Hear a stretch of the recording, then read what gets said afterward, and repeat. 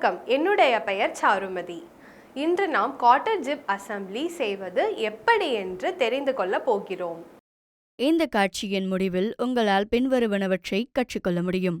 தட்டையான மேற்பரப்பு சதுரம் மற்றும் இணையாக கூப்பு வெர்னியர் ஹைட் கேஜ் மூலம் வரைபடத்தின்படி பரிமாணங்களை குறிக்க இயலும். வெர்னியர் கேலிப்பர் மூலம் பரிமாணங்களை அளவிடவும் ±0.02 வரை துல்லியத்தை பராமரிக்கும் ஃபைல் மற்றும் அசெம்பிள்களை செய்ய இயலும். தேவையான கருவிகள்: vernier height gauge, vernier caliper. தேவையான உபகரணங்கள்: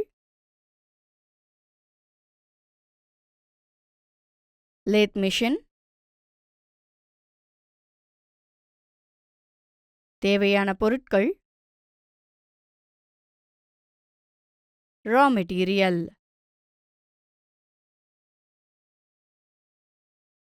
ஆயில். வேலையை தொடங்குவதற்கு முன்பு சில சோதனைகள் செய்யப்பட வேண்டும். அவை பின்வருமாறு: முதலில் ரா விதியை பயன்படுத்தி மூலப்பொருட்களை சரிபார்க்கவும். பகுதி 1: இணைத்தன்மை மற்றும் செங்குத்துத்தன்மையை பராமரிக்கும் ஒட்டுமொத்த அளவு பகுதி 1ஐ தாக்கல் செய்யவும். பகுதி 1: மூலப்பொருள் 60.3 x 60.3 x 9.5 மில்லிமீட்டர் அளவு வரைதல், தட்டைத்தன்மை மற்றும் சதுரத்தன்மைக்கு ஏற்ப பரிமாண சகிப்புத்தன்மையை பராமரிக்கிறது. வெர்னியர் கேலிப்பர் மற்றும் தட்டையான மற்றும் சதுரத்துடன் அளவை முயற்சிக்கவும், சதுரத்துடன் சரிபார்க்கவும். பகுதி 2: பகுதி 2: மூலப்பொருட்களை 60.3 x 22.22 x 9.5 மில்லிமீட்டர் அளவுள்ள 2 துண்டுகளில் தடவி குறியிடும் ஊடகத்தை பயன்படுத்தி 60 டிகிரி கோணக்கோடுகளை குறிக்கவும்.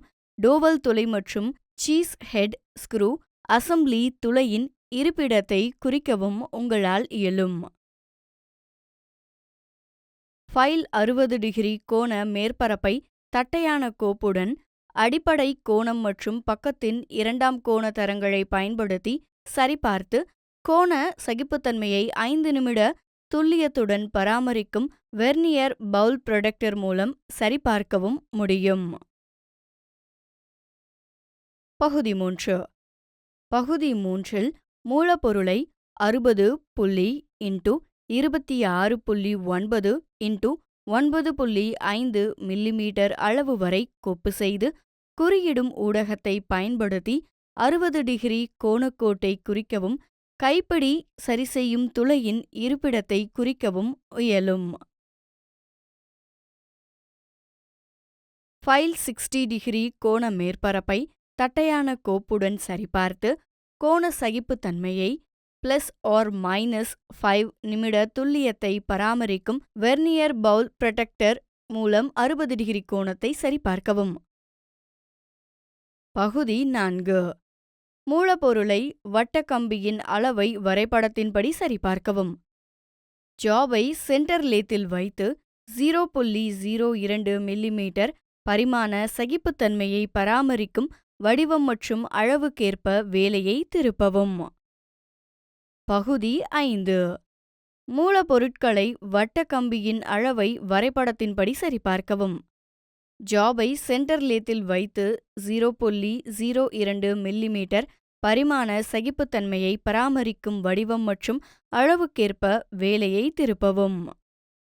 மூலப்பொருட்கள் சரிபார்க்கப்பட்டு அனைத்து பாகங்களும் தாக்கல் செய்யப்பட்டு பின்னர் அவை வெர்னியர் உயர அளவீடு மூலம் குறிக்கப்பட்டு இறுதியாக அவை சாட்சி முத்திரை குத்தப்பட்டுள்ளன.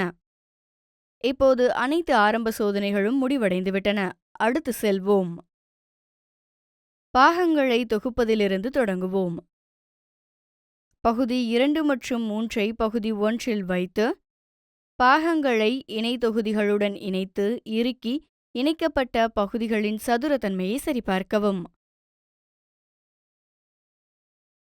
அசெம்பிளியை இயந்திரத்துடன் துளையிடும் இயந்திர அட்டவணையில் வைத்திருங்கள். சரியான அமைப்பு மற்றும் வேலையை கையாளுவதற்காக இணையான தொகுதிகளை அசெம்பிளியின் கீழ் வைத்திருங்கள்.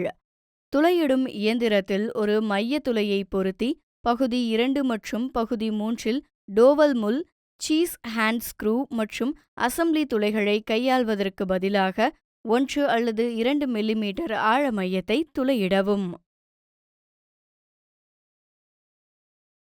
மைய துளையிடலை அகற்றி துளையிடும் இயந்திரத்தில் 4.8 மில்லிமீட்டர் துளையை சரிசெய்து டோவல் முள் இடங்களில் நீங்கள் துளையிடவும்.